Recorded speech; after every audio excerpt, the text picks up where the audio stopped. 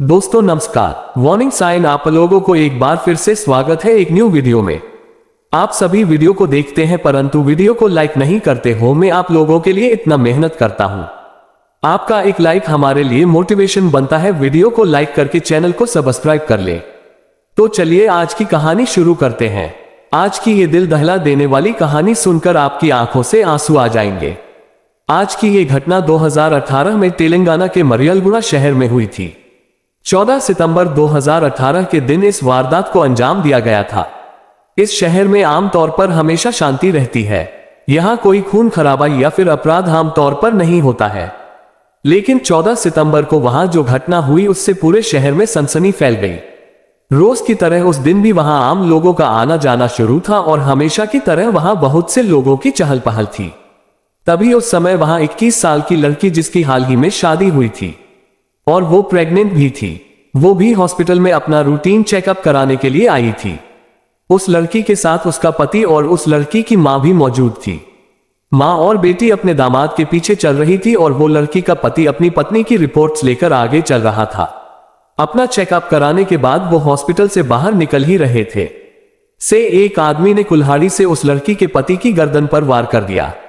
दरअसल कुछ लोग पहले से ही इन तीनों के बाहर निकलने का इंतजार कर रहे थे। अब सबसे पहले हम उन तीनों के बारे में जान लेते हैं जो हॉस्पिटल से बाहर आ रहे थे।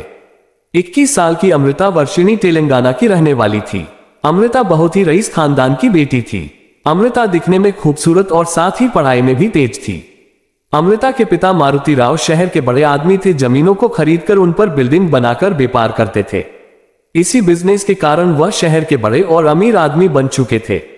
उनके पास पैसों की कोई भी कमी नहीं थी। मारुति राव के 2 बच्चे थे और अमृता उनकी बड़ी बेटी थी। अमृता के घर के पड़ोस में तरुण बालास्वामी रहते थे। वो एक प्राइवेट कंपनी में नौकरी कर रहे थे। बालास्वामी के परिवार में कुल 5 सदस्य थे। पति पत्नी के अलावा उनके 3 बच्चे थे। तरुण बालास्वामी के 23 साल का प्रणय कुमार बड़ा बेटा था। वो एक हैंडसम और स्मार्ट लड़का था। प्रणय पढ़ने लिखने में बहुत होशियार था। वो बहुत मेहनती और लोगों से मिलनसार था, इसलिए सभी लोग उससे प्यार करते थे।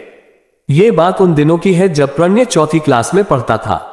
जिस स्कूल में वो पढ़ाई कर रहा था उसी स्कूल में अमृता भी पढ़ाई कर रही थी। एक ही मोहल्ले में और एक ही स्कूल में होने के कारण उनमें दोस्ती हो चुकी थी और एक साथ बड़े होने के साथ दोनों एक दूसरे से प्यार भी करने लगे थे। ये प्यार आगे जाकर इतना मजबूत हो गया कि दोनों को एक दूसरे के अलावा किसी भी चीज में मन नहीं लगता था। ऐसे ही समय गुजरता गया और वो दोनों एक दूसरे को जिंदगी भर साथ देने का वादा करते हुए एक बेहतर भविष्य के सपने देख रहे थे। लेकिन उन्हें जरा भी अंदाजा नहीं था कि उनके साथ आगे क्या होने वाला था। दरअसल अमृता एक ऊंची जाति और बड़े घराने की लड़की थी और प्रणय एक मिडिल क्लास और साधारण फैमिली से बिलोंग करता था। उसकी हैसियत के सामने अमृता और उसका परिवार बहुत बड़े थे, इसलिए अमृता हमेशा दोनों के प्यार के भविष्य को लेकर चिंता में ही रहा करती थी। लेकिन प्रणय हमेशा अमृता को हिम्मत दिया करता था और वो दोनों एक दूसरे को पॉजिटिव रहने के लिए मदद करते थे। स्कूल की पढ़ाई खत्म होने के बाद दोनों आगे जाकर इंजीनियरिंग कॉलेज में एडमिशन लेने का फैसला करते हैं। अभी तक अमृता के घर पर कुछ भी अंदाजा नहीं था कि उनकी बेटी अपने घर वालों से एक बड़ा राज छुपाए बैठी थी। दरअसल वो राज ये था कि अमृता और प्रणय ने 2018 में अपने घर वालों को बिना बताए मंदिर में शादी कर ली थी। शादी करने के बाद उन्होंने फैसला किया कि सही समय आने पर घर वालों को सारी बात समझा देंगे और यह सोचकर दोनों अपने अपने घर रहने लगे जैसे कुछ हुआ ही ना हो। अमृता और प्रणय भले ही अपने प्यार को छुपाकर रखना चाहते थे, लेकिन आस पड़ोस में रहने के कारण ये राज ज्यादा दिनों तक छुप नहीं पाया और दोनों के परिवार में सारी बात पता चल गई। अमृता को इतने दिनों से जिस बात का डर परेशान कर रहा था, आखिर वो हो चुका था। मारुति राव को जब ये पता चला कि उनकी लाडली बेटी ने एक छोटी जाति वाले मामूली लड़के से मंदिर में जाकर शादी कर ली है तो उनके पैरों तले से जमीन खिसक गई। वो सोचने पर मजबूर हो गए कि आखिरकार उनकी बेटी ऐसा कैसे कर सकती है। सिर्फ उसके पिता ही नहीं बल्कि पूरा परिवार अमृता की इस हरकत पर दंग रह गया था। उन्हें अमृता के इस फैसले पर यकीन ही नहीं हो रहा था। वो इसी सोच में थे कि अमृता उनसे इतनी बड़ी बात कैसे छुपा सकती है। लेकिन सबसे ज्यादा दुख अमृता के पिता मारुति राव को हुआ था, जिन्हें अपनी बेटी पर आंख मूंद कर भरोसा था। मारुति राव ने अपनी बेटी की शादी के लिए बहुत बड़े बड़े सपने देख रखी थी।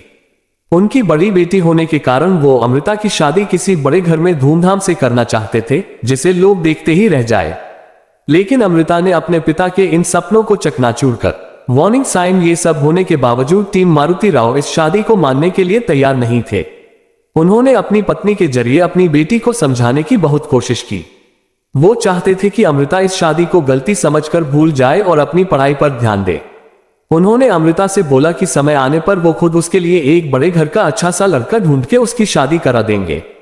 लेकिन अमृता भी अपने पिता की तरह जिद्दी स्वभाव की थी और वो किसी भी हालत में प्रणय से दूर नहीं जाना चाहती थी। दूसरी तरफ प्रणय के साथ भी कुछ ऐसा ही था। जब प्रणय के पिता बालास्वामी को अपनी बेटे की चाहत के बारे में पता चला तो वो एकदम हैरान रह गए कि वो ऐसी हरकत कैसे कर सकता है। झोपड़ी में रहकर उसने महल वालों से दुश्मनी कर ली है। उन्होंने अपने तरीके से अपने बेटे को बहुत समझाया, लेकिन प्रणय भी अमृता की तरह बिल्कुल पीछे हटने वाला नहीं था। बालास्वामी को यह समझ ही नहीं आ रहा था कि वो अब क्या करे। इसी दौरान अमृता के माँ बाप ने उसे अपने घर में कैद कर लिया था। उस पर कड़े पहरे बैठा दिए गए थे। उसे कहीं पर भी आने जाने की इजाजत नहीं थी, मगर वो हमेशा इसी इंतजार में रहती थी कि कब उसे मौका मिले और वो वहां से भाग जाए। आखिर एक दिन अमृता को यह मौका मिल ही गया और वो अपने घर वालों को चकमा देकर प्रणय के साथ फरार हो गई। बेटी की इस हरकत ने एक बार फिर मारुति राव को गहरी चोट पहुंचा दी थी।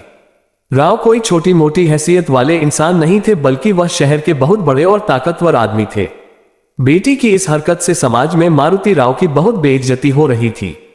वह इस अपमान को आसानी से भूलने वालों में से नहीं थे। बेटी को वापस लाने के लिए वह हर तरह की कोशिश कर रहे थे। उन्होंने साफ कह दिया था कि चाहे जो कुछ भी हो जाए, वो अमृता को उस लड़के के चंगुल से छुड़ाकर अपने घर लेकर आएंगे। उन्होंने प्रणय को अपनी बेटी को छोड़ने के लिए 3 करोड़ रुपए का ऑफर भी दिया। उन्होंने सोचा कि इतनी बड़ी रकम देखकर प्रणय को पैसों का लालच हो जाएगा, क्योंकि वो एक गरीब परिवार से है, तो इतनी बड़ी रकम उसने अपनी जिंदगी में कभी नहीं देखी होगी। लेकिन उनकी सोच गलत साबित हो गई। प्रणय ने मारुति राव का 3 करोड़ रुपए का ऑफर ठुकरा दिया और इतना ही नहीं, उसने मारुति राव से साफ शब्दों में यह भी कह दिया कि जमाना चाहे इधर से उधर हो जाए, मैं अमृता को अपनी जिंदगी से कभी दूर नहीं होने दूंगा और मरने के बाद ही अमृता मुझसे दूर हो सकती है। यह सुनकर मारुति राव आगे कुछ भी न कहकर अपने घर वापस लौट आए।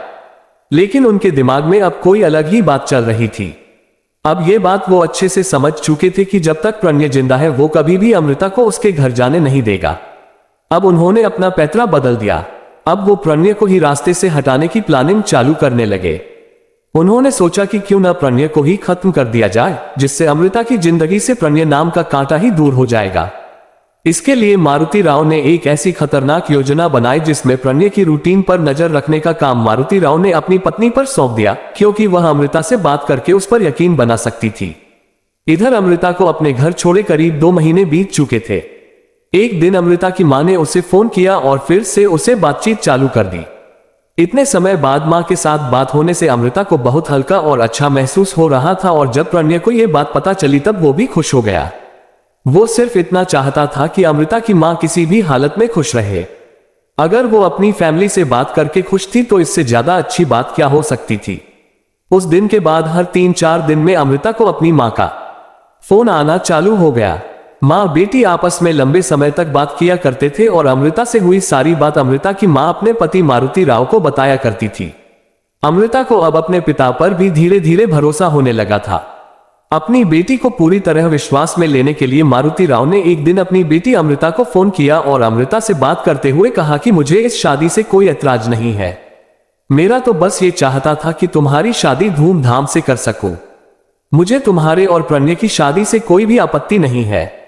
मेरे सिर्फ कुछ सपने थे जो मुझे पूरे करने थे, और अब समाज को दिखाने के लिए मैं ये सोच रहा हूं कि तुम्हारी शादी प्रणय के साथ फिर से बड़ी धूमधाम से की जाए। इससे समाज में मेरी इज्जत भी बनी रहेगी और लोग मुझ पर उंगलियां भी नहीं उठाएंगे। अमृता को अपने पिता की यह बात बिल्कुल ठीक लगी और वो पूरी तरह से अपने पिता की बातों में आ चुकी थी। उसने सोचा कि क्यों ना पिता के कहने के मुताबिक किया जाए, जिससे समाज में दोनों परिवार सिर उठाकर जी सकेंगे और सभी खुश भी रहेंगे।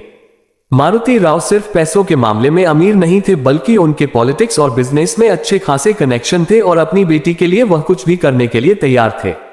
इसके बाद मारुति राव ने सुपारी किलर अब्दुल बारी को प्रणय की हत्या करने के लिए ₹1,00,00,000 की सुपारी दे दी।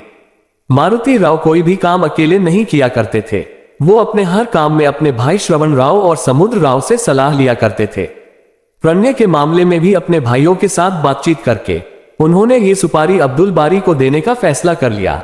शुरुआत में अब्दुल को 15 लाख रुपए दिए गए और बाकी की रकम काम होने के बाद देना तय हुआ। रुपए मिलने के बाद अब्दुल ये warning sign shooter Subhash Sharma को सौंप दिया। पहले अब्दुल और सुभाष ने प्रणय का अपहरण करके हत्या करने का प्लान बनाया था। योजना बना लेने के बाद वो प्रणय पर नजर रखने लगे थे, लेकिन उन्हें एक भी अच्छा मौका नहीं मिल रहा था क्योंकि प्रणय और अमृता हमेशा साथ साथ ही रहते थे। घटना के करीब 7 दिन पहले मारुति राव ने अपनी पत्नी के जरिए प्रणय की अच्छी खासी इंफॉर्मेशन निकाल ली थी। इस दौरान अमृता भी 5 महीने की प्रेग्नेंट हो चुकी थी। इस बात की जानकारी अमृता की मां को भी पता चल गई। अमृता ने खुद ही ये बात अपनी मां को बताई थी। 14 सितंबर 2018 की सुबह अमृता को अपनी मां का फोन आया और बातचीत के दौरान अमृता ने अपनी मां को बताया कि आज शाम 4 बजे के करीब चेकअप के लिए वो प्रणय के साथ मरियलगुडा हॉस्पिटल जाएगी। ये पता लगते ही अमृता की मां ने ये बात मारुति राव को बता दी और अमृता से ये कहा कि शाम को चेकअप के लिए तुम्हारे साथ मैं भी आना चाहती हूँ। अमृता को लगा कि उसकी मां को उसकी फिक्र होने के कारण वो उसके साथ आना चाहती है, तो इस वजह से अमृता भी इसके लिए राजी हो गई। लेकिन अमृता की मां की साथ आने की एक अलग ही वजह थी, ताकि वो पल पल की खबर मारुति राव को दे सके। उधर मारुति राव ने फोन करके हत्यारों को ये बात बता दी। ये बात पता चलते ही अब्दुल बारी और सुभाष शर्मा ने प्रणय का अपहरण करने का प्लान चेंज कर लिया और प्रणय को हॉस्पिटल के बाहर ही मौत के घाट उतारने की प्लानिंग बना ली। इसके बाद मारुति राव ने खुद को बेगुनाह और क्लीन चिट दिखाने के लिए एक और चाल चली। दरअसल वो 14 सितंबर को घटना से 3 घंटे पहले कलेक्टर के ऑफिस गए और ऑफिसर के साथ एक मीटिंग की, ताकि यह साबित हो सके कि प्रणय के मामले में मारुति राव का कोई भी हाथ नहीं है। सब कुछ प्लान के मुताबिक चल रहा था। तभी शाम 4 बजे हॉस्पिटल से जब प्रणय अमृता का चेकअप करवा कर बाहर निकला, तब अमृता अपनी मां के साथ चल रही थी। तभी घात लगाए सुभाष ने प्रणय की गर्दन पर पीछे से कुल्हाड़ी से वार कर दिया और अमृता के सामने ही प्रणय को मौत के घाट उतार दिया। बाद में प्रणय के चेहरे, गर्दन और सीने पर कई बार किए गए हमला इतना तेजी से और जोरदार हुआ कि प्रणय को बचने और संभलने का मौका ही नहीं मिल पाया। अमृता हत्यारों के सामने हाथ जोड़ती रही और अपने पति की जान की भीख मांगती रही, लेकिन उनमें से किसी को भी अमृता पर रहम नहीं आया। अमृता की मां भी अमृता के सामने शौक होने का नाटक करने लगी।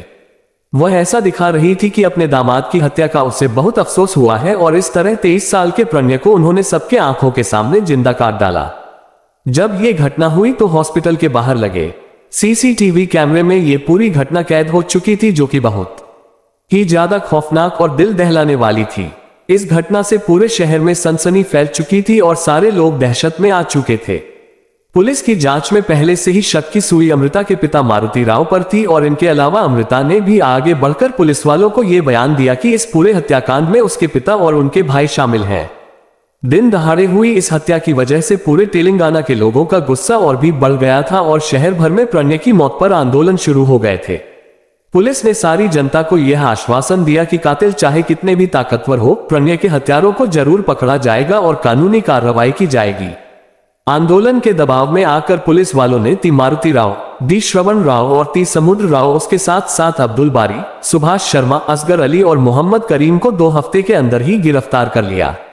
सभी लोगों को अलग अलग कमरे में बंद करके पूछताछ करने के बाद वो पुलिस के चंगुल में फंस चुके थे। सभी आरोपियों ने अपना जुर्म भी कबूल कर लिया। जुर्म कबूलने के बाद भी मारुति राव ने यह कहा कि मुझे इस चीज का जरा भी अफसोस नहीं है। उसने मेरी बेटी को मुझसे और मेरे परिवार वालों से छीन लिया था। मैंने उसे अपनी बेटी से दूर रहने के लिए 3 करोड़ का ऑफर भी दिया था, लेकिन उसने वह भी ठुकरा दिया। आखिर मैंने वही किया जो मेरी पर्सनैलिटी को सूट करता था। पति की मौत के बाद अमृता ने कहा कि मेरे पेट में जो बच्चा पल रहा है वह हमारे प्यार की निशानी है और इसे मैं पाल पोस कर बड़ा करूंगी और एक अच्छा नागरिक बनाऊंगी। उधर प्रणय के पिता बालास्वामी ने भी ये आशंका जताई कि उनकी बहू अमृता का अपहरण करके उसे दूर ले जाया जा सकता है।